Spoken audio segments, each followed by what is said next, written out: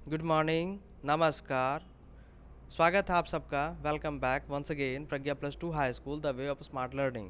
आज हम लोग इस सेशन में फिजिक्स का फर्स्ट चैप्टर पढ़ेंगे, कंप्लीट साइंस, क्लास 10th, प्रकाश, परावर्तन तथा अपवर्तन। ये चैप्टर एक्चुअली में पहले पढ़ाया जा चुका है, लेकिन कुछ टेक्निकल एरर होने के कारण ये वीडियो डिलीट हो चुका है, तो मैं इस चैप्टर को स्टूडेंट्स के मांग पे, डिमांड पे मैं फिर से पढ़ा देता हूँ। ये चैप्टर आप ध्यान से देखिए, इस चैप्टर बहुत ही ज़्यादा इंटरेस्टिंग है। बिना स्किप किए हुए पूरा चैप्टर को समझें, समझने का प्रयास करें। और हाँ, जितने भी स्टूडेंट्स हैं उनसे मेरा रिक्वेस्ट होगा कि वो नोट्स साथ में बनाते चलें, आप ही को फ़ायदा होगा। धन्यवाद।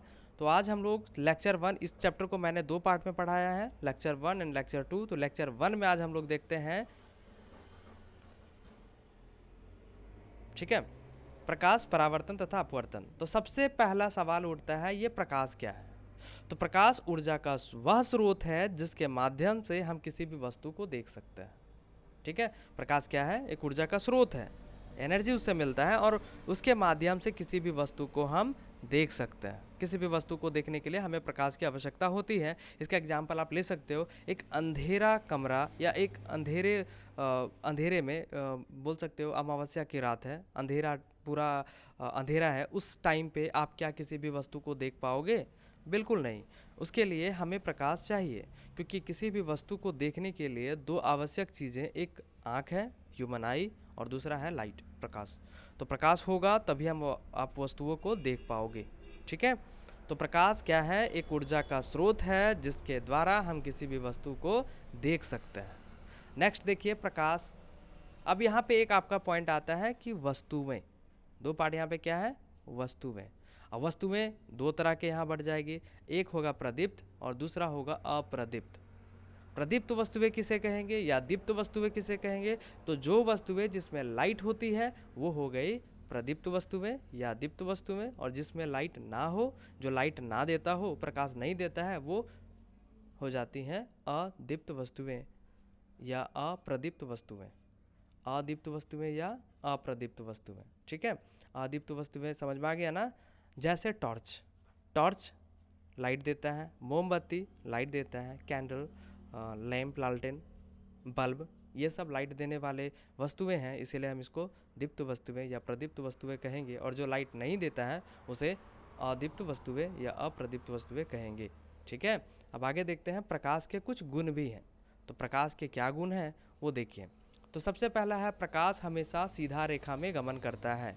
प्रकाश कैसे जाता है? तो प्रकाश हमेशा सीधा रेखा में गमन करता है, स्ट्रेट वे में।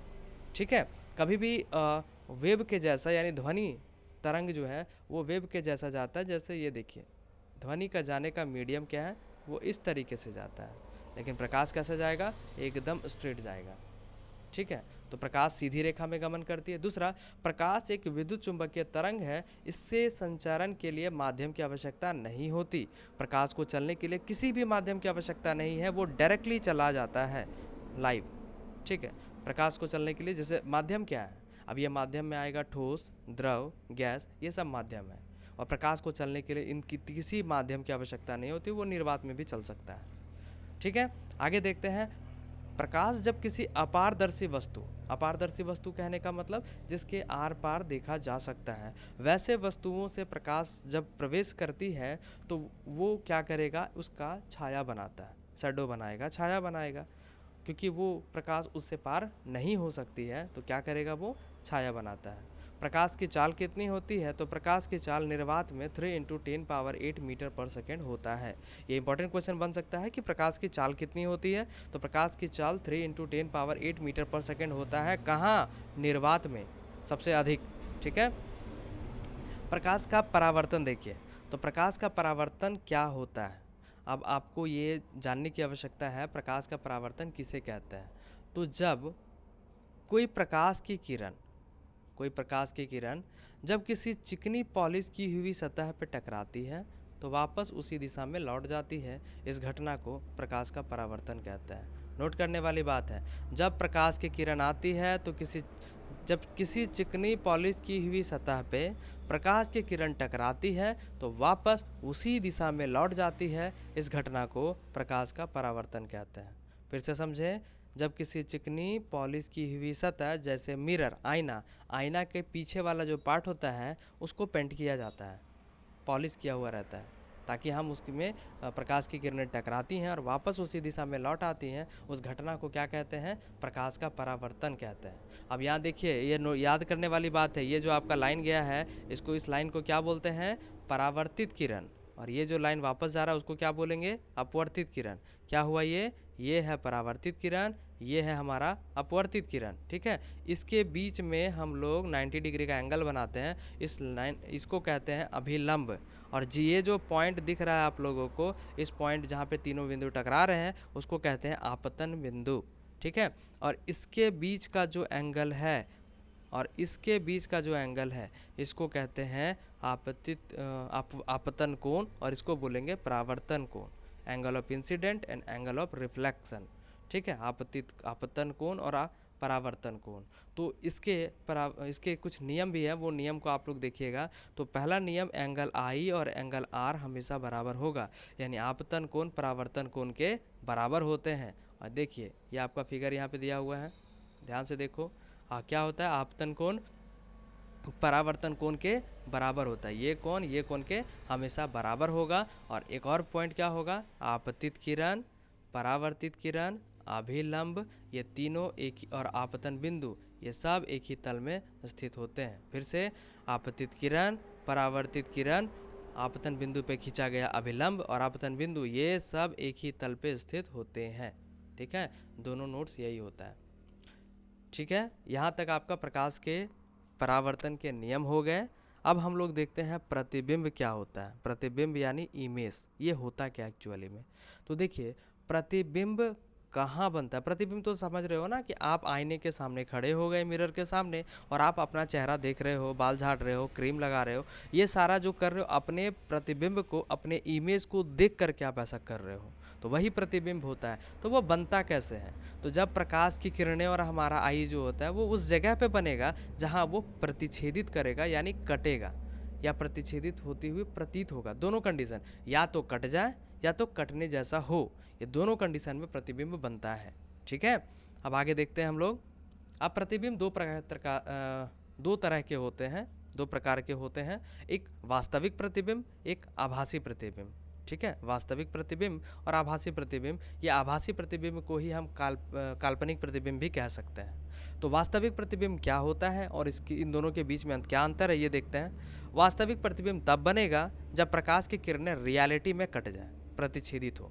लेकिन काल्पनिक में क्या होगा? ये रियलिटी में ना कटे, वो कटने जैसा दिखे, प्रतीत हो, या आगे जाके कल्पना करके उसको काटना पड़ जाए, वो आभासी प्रतिबिंब। ठीक है, क्या बोला गया कि ये तब बनेगा वास्तविक प्रतिबिंब जब प्रकाश की किरणें वास्तविक रूप से कटेगा, वास्तविक रूप से प्रतिच्छेदित होगा। लेकिन काल्पनिक प्रतिबिंब या आभासी प्रतिबिंब तब बनेगा जब प्रकाश की किरणें प्रतिच्छेदित होती हुई प्रतीत होती हैं, यानी वो कट सकती है, कटेगी इसका गारंटी नहीं है, वो बस कल्पना करके उसको काटा जाता है। वास्तविक प्रतिबिंब को पर्दे पे उतार सकते हैं। लाइक जब हम लोग थिएटर जाते हैं तो वहाँ एक फोकस आता है जो स्क्रीन पे पड़ता है और हम मूवी देखते हैं, तो ये वास्तविक प्रतिबिंब है जिसे हम पर्दे पे उतार रहे हैं। लेकिन आभासी प्रतिबिंब को पर्दे पे नहीं उतार सकते। वास्तविक प्रतिबिंब में प्रतिबिंब हमेशा उल्टा बनता है, लेकिन आभासी में हमेशा सीधा बनता है, हमेशा सीधा बनेगा, और वास्तविक में हमेशा उल्टा बनेगा। अब दर्पण पढ़ना है। दर्पण के दो प्रकार होते हैं, एक होता है गोलीय दर्पण, एक होता है समतल दर्पण। तो सबसे पहला समतल दर्पण हम लोग यहाँ देखते हैं। ये आपको दिख रहा है, ये है आपका समतल दर्पण, जिसके पीछे चिकनी पॉलिश की हुई सतह है। ठीक है, जब प्रकाश की किरणें आई, वापस चली गई, ये कैसे प्रतिबिंब बना, ये आप देख सकते हो, ये यहाँ पे बिंब बंधा। ठीक है, ये क्वेश्चन इंपॉर्टेंट नहीं है झारखंड बोर्ड के दृष्टिकोण से। हमें क्या देखना है कि समतल दर्पण के प्रतिबिंब की क्या विशेषताएं हैं, क्या गुण हैं, ये हमें देखना है, ये हमें जानना होगा। तो देखते हैं समतल दर्पण की क्या विशेषताएं हैं, क्या गुण है। प्रतिबिंब हमेशा आभासी और सीधा होता है। प्रतिबिंब कैसा बनेगा? हमेशा आभासी बनेगा और सीधा बनेगा। देखिए, ये आप आभासी का मतलब क्या? काल्पनिक। ये देखिए काल्पनिक बना है, और कैसा बना है? तो सीधा बना है। ठीक है, प्रतिबिंब हमेशा आभासी एवं सीधा होता है, और प्रतिबिंब का आकार वस्तु के आकार के बराबर होता है। प्रतिबिंब का आकार कैसा होगा, तो वस्तु के बराबर होता है। प्रतिबिंब के आकार यानी जितना बड़ा वस्तु होगा उतना ही बड़ा प्रतिबिंब होगा। साइज हमेशा बराबर होता है। प्रतिबिंब उतनी ही दूरी पे बनेगी जितनी दूरी पे वस्तु है। यहाँ से ये दर्पण है या इतना दूर में रखा हुआ है आपका वस्तु, तो इमेज भी उतना ही दूरी पे बनेगा। लाइक अगर ये 1 मीटर है तो ये भी 1 मीटर होगा। ये हो गई आपका। और लास्ट बनता है परिवर्तन। प्रतिबिंब जो है वो पार्श्व परिवर्तित होता है। अब ये पार्श्व परिवर्तित क्या होता है, पार्श्व परिवर्तित में आपको दायां बायां दिखाई देगा और बायां दायां दिखाई देगा। लाइक ये आपका यह मेरा राइट हैंड है तो ये आपको लेफ्ट नज़र आएगा प्रतिबिंब आईने में। ये आप नोटिस करते होंगे बहुत बार। लेकिन इसी घटना को हम लोग पार्श्व परिवर्तन भी कहते हैं। और ये समतल दर्पण के गुण हो गए। ठीक है, क्या क्या पढ़ा मैंने, हमेशा सीधा बनेगा, वस्तु का आकार और प्रतिबिंब का आकार बराबर होता है, वस्तु उतने ही पीछे बने, प्रतिबिंब उतना ही पीछे बनेगा जितना दर्पण के आगे वस्तु थी, और पार्श्व परिवर्तित होता है। ठीक है, अब नेक्स्ट देखते हैं गोलीय दर्पण। गोलीय दर्पण क्या होगा, गोलीय दर्पण को अब सीधा सीधी समझ जाओ, ये एक सर्कल, यही है गोलीय दर्पण।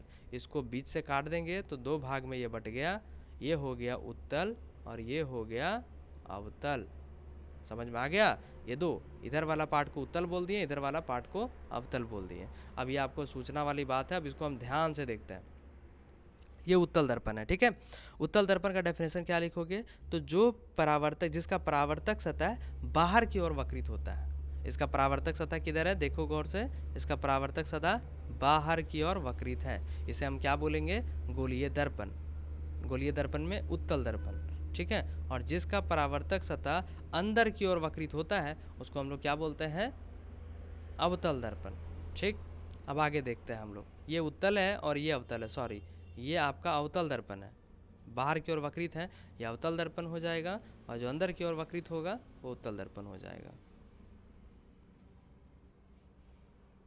ये देखो गोलीय दर्पण यहाँ पे बनाया गया है, ये गोलीय दर्पण है।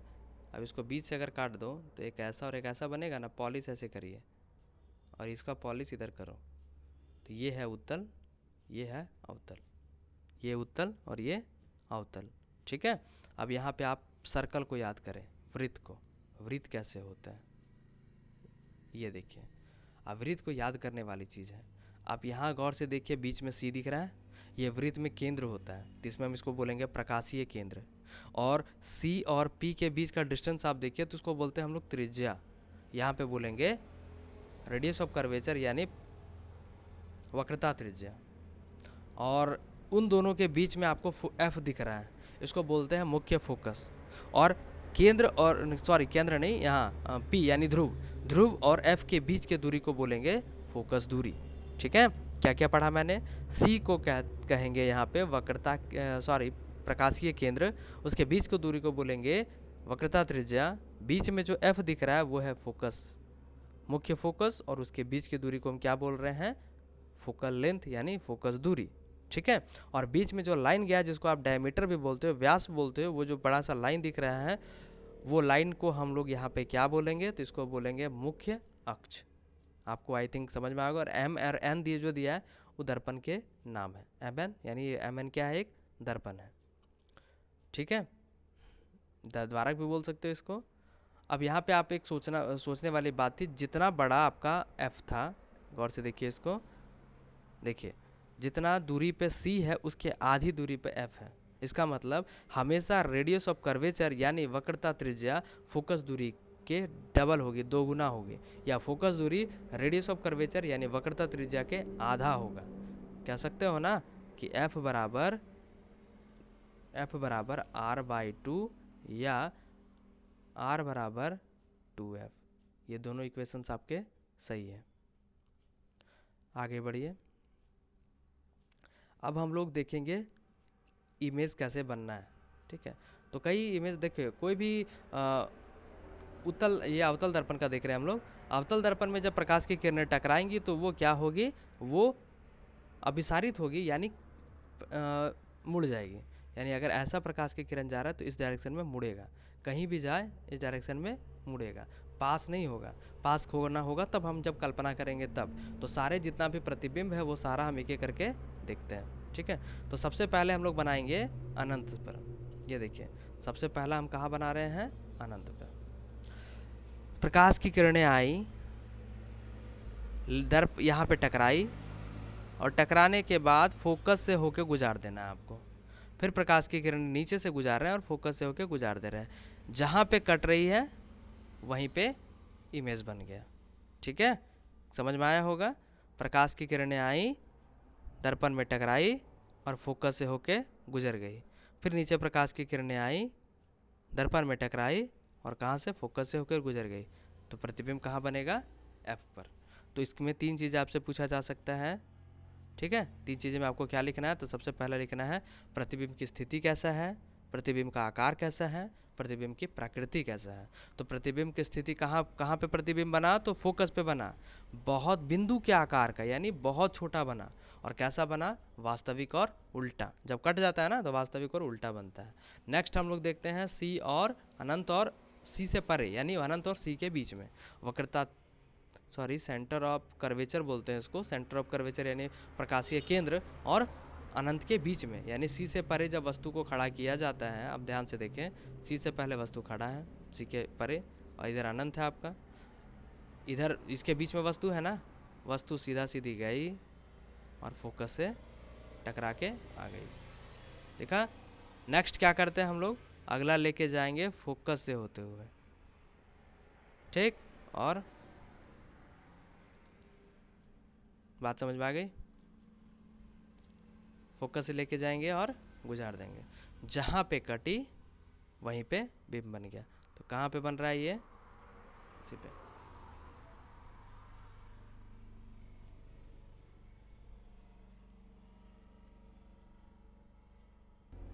ध्यान से देखें।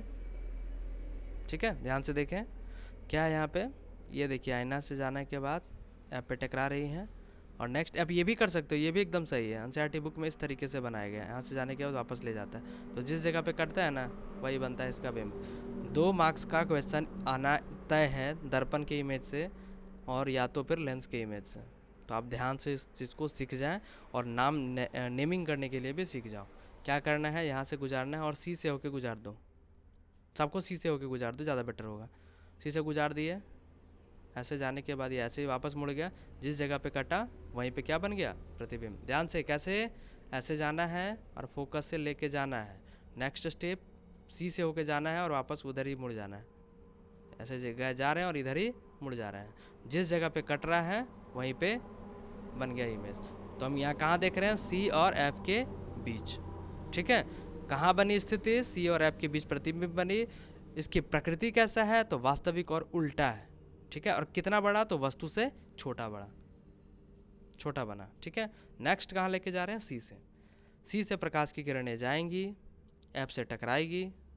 देखो, सी से प्रकाश की किरणें गई, एफ से टकराई। नेक्स्ट क्या करना था, सी से लेके जाना था, लेकिन सी पे तो लेके जाना पॉसिबल नहीं है क्योंकि खुद ही वस्तु सी पे खड़ा है। तो हम क्या करेंगे, फोकस से लेके जाएंगे और घुमा देंगे। जहाँ पे कटा वहीं पे क्या बन गया, इमेज। तो ये इमेज बनेगा सी पे, यानी प्रकाशीय केंद्र पे ही बनेगा। जितना बड़ा वस्तु उतना बड़ा केंद्र। तो क्या है, कहाँ पे बना प्रतिबिंब, तो प्रतिबिंब बना सी पर। कितना बड़ा बना, तो जितना बड़ा वस्तु है उतना ही बड़ा बना। और कैसा बना, प्रकृति क्या है, तो हमेशा सीधा, उल्टा और वास्तविक है। आगे बढ़ते हैं। नेक्स्ट देखिए, अब वस्तु को हम रख रहे हैं सी और एफ के बीच। सी और एफ के बीच में भी वस्तु है। देखिए, सी और एफ के बीच में है, यहाँ पे खड़ा वस्तु है, जाएगा, फोकस से टकराना है। नेक्स्ट स्टेप मैंने क्या बताया था, कहाँ से लेके जाना था इसको, सी से होकर के। तो आप प्रतिबिंब को इस तरीके से भी ले जा सकते हो और ऐसे जाएगा ये नीचे और जा कर के नीचे कट जाएगा। ठीक है, फिर से देखिए, इस तरीके से ये वो जो बनाया गया वो भी सही है, लेकिन आपको एनसीईआरटी बुक में इस तरीके से मिलेगा बनाया हुआ। ठीक, नेक्स्ट कहाँ से लेके जा रहे हैं, यहाँ से सी से होते हुए, कहाँ पे कटा वहाँ पे प्रतिबिंब। तो देखेंगे क्या कि कहाँ बना, तो सी से परे बना। कैसा बना, तो वस्तु से बड़ा बना, उल्टा और वास्तविक बना। नेक्स्ट देखिए एफ पर। एफ पर जब कोई वस्तु है, जाना है, टकरा के निकल लेना है। फिर एफ और सी के बीच वैसे ही सेम जाना है और वापस आना है। ये पैरेलल जाएगा, ये नहीं कटेगा कहीं। तो हम क्या बोलेंगे, वस्तु कहाँ बनेगा, तो अनंत पर बनेगा, वस्तु से बहुत बड़ा बनेगा, और सीधा सॉरी उल्टा और वास्तविक बनेगा। नेक्स्ट, पी और एफ के बीच कहाँ है, तो पी और एफ के बीच, ये दोनों के बीच में है, वस्तु को जाना है। ऐसे नहीं भी जाओगे ना तो एनसीईआरटी बुक फॉलो करिए, वहाँ पे कुछ ऐसा जाता है, और कहाँ से लेके जाना होता है, फोकस से। हो गया। और नेक्स्ट कहाँ से लेके गए थे हम लोग, सी से। तो ये वस्तु क्या होगा, इधर फैलेगा, तो हम लोग कल्पना करेंगे पीछे, और वस्तु कहाँ बना देंगे, दर्पण के पीछे। ठीक है, ऐसे भी सही है। और इस तरीके से अगर नहीं बनाओगे तो आप ऐसे भी कर सकते हो एनसीईआरटी बुक के हिसाब से। ये क्या करना था, है ना, आप इसमें कर सकते हो, यहाँ से जब भेज दो वस्तु को, यहाँ से वापस मोड़ दो, क्योंकि I is equals to are होता है, और दूसरा बिंदु वही सी से होते हुए आप पीछे इमेजिन कर लो, जहाँ पे कटेगा वहीं पे वस्तु। समझ आई बात। या तो आप ऐसे बना, जैसे हम सबको बनाते आ रहे हो वैसे ही बना सकते हो। ये है आपका दर्पण, हाँ, ये आपका प्रकाशीय केंद्र, यहाँ पे एफ, यहाँ पे सी, वस्तु कहाँ है, ये दोनों के बीच में। क्या करना था हमें, एफ से लेके जाना था, और दूसरा स्टेप कहाँ से लेके जाना था, सी से। ये वस्तु क्या होगा, इधर आगे जाके फैलता जाएगा, तो हम लोग कल्पना करेंगे, जहाँ पे कट गया वहीं पे बन गया इमेज। कैसा बना, तो वस्तु से, देखिए वस्तु इतना बड़ा तो वस्तु से बड़ा बना। ठीक है, कहाँ बना, तो दर्पण के पीछे बना। और कैसा बना, तो सीधा और वास्तविक बना। ये हो गए अवतल दर्पण। अब अवतल दर्पण के उपयोग 1 मार्क्स के लिए पूछता है, तो आप लोग देख लें। अवतल दर्पण का उपयोग हम लोग टॉर्च में, सर्च लाइट में, वाहनों के हेडलाइट में इसका प्रयोग करते हैं, क्योंकि इससे प्रकाश कुंज जो है वो फैलता है। ठीक है, कहाँ कहाँ, तो टॉर्च में, सर्च लाइट में, वाहनों के हेडलाइट में अवतल दर्पण का उपयोग किया जाता है। दांत के जो चिकित्सक होते हैं, डेंटिस्ट जो होते हैं, दांतों के डॉक्टर, वो इसका उपयोग करता है मरीजों के दांत के प्रतिबिंब को बड़ा करके देखने के लिए अवतल दर्पण का प्रयोग करता है। ठीक है, हम जो अपने चेहरे का प्रतिबिंब देखने के लिए या सेविंग करने के लिए जिस जगह पे जाते हैं, तो वहाँ पे दोनों तरह के दर्पण होते हैं आपके सामने। उत्तल भी होता है, सॉरी अवतल भी होता है, और समतल भी होता है। ठीक है, तो समतल दर्पण यहाँ भी हो सकता है, अवतल भी हो सकता है। नेक्स्ट हम लोग देखते हैं, सौर भट्टी में सूर्य के प्रकाश को केंद्रित करने के लिए भी अवतल दर्पण का प्रयोग किया जाता है, ताकि सूर्य का प्रकाश केंद्रित हो सके। ठीक है, इतना जगह पे हम लोग अवतल दर्पण का प्रयोग करते हैं। अब उत्तल दर्पण का 2 हम लोग प्रतिबिंब देख लेंगे। इसका काम है वस्तु के किरण को फैला देना।